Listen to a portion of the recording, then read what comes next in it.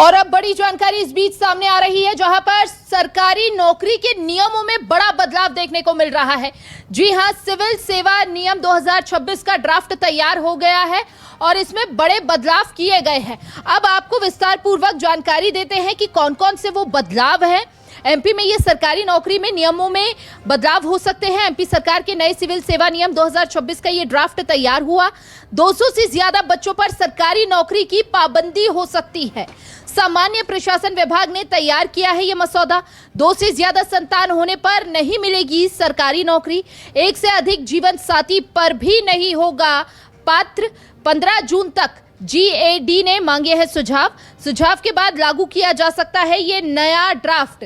तो ये बड़ी जानकारी इस वक्त आपको दे रहे हैं। पहले सुझाव मांगे गए हैं और देखिए ये जो यहाँ पर 2 से ज्यादा बच्चों पर सरकारी नौकरी की पाबंदी हो सकती है। इससे पहले भी ये मुद्दा जो है काफी गर्माता हुआ सरकारी नौकरी के लिए नजर आया था। हालांकि तब उस वक्त ये कहा गया था कि रोक दिया जाएगा इस नियम को।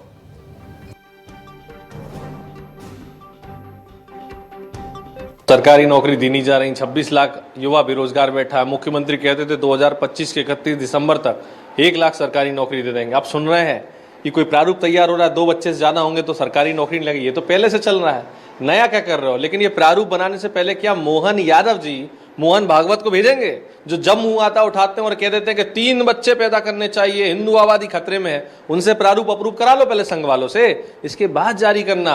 क्योंकि आप कुछ और कहते हो, आपकी मात्र संस्था कुछ और कहती है। बेचारे लोग फॉर्म भर देंगे 3 बच्चे वाले, फिर आप कहोगे 2 बच्चों वालों की नौकरी लगेगी। जो आपने कहा 32 लाख करोड़ के निवेश से रोजगार आएगा, वो कब आएगा?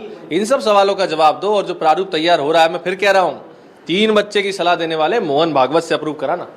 भारतीय जनता पार्टी सरकार द्वारा सदैव समीक्षा की जाती है। पूर्व में जिस तरह का निर्णय लिया गया था उससे जनसंख्या नियंत्रण में बड़ी मदद मिली। अब सरकार द्वारा जो समीक्षा की जा रही है, केंद्र सरकार और अन्य राज्यों में जिस तरह की जनसंख्या नीति चल रही है, उसी के अनुरूप मध्य प्रदेश में भी नीति होना चाहिए। भारतीय जनता पार्टी की सरकार के प्रयासों से प्रदेश में नौजवानों को रोजगार भी मिल रहे हैं। सभी के साथ सरकार न्याय कर रही है और जो नीति भी बनेगी वो प्रदेश के हित में होगी, जनसंख्या नियंत्रण के हित में होगी और साथ ही ज्यादा से ज्यादा लोगों को रोजगार देने के लिए होगी। कांग्रेस जैसी पार्टियां केवल नकारा राजनीति करती हैं। वो प्रत्येक संवेदनशील विषय पे झूठ फैलाते हैं और अगंभीर बात करते हैं। इसीलिए कांग्रेस पार्टी को अब जनता गंभीरता से नहीं लेती है। और चलिए अब खबरों में आगे बढ़ेंगे।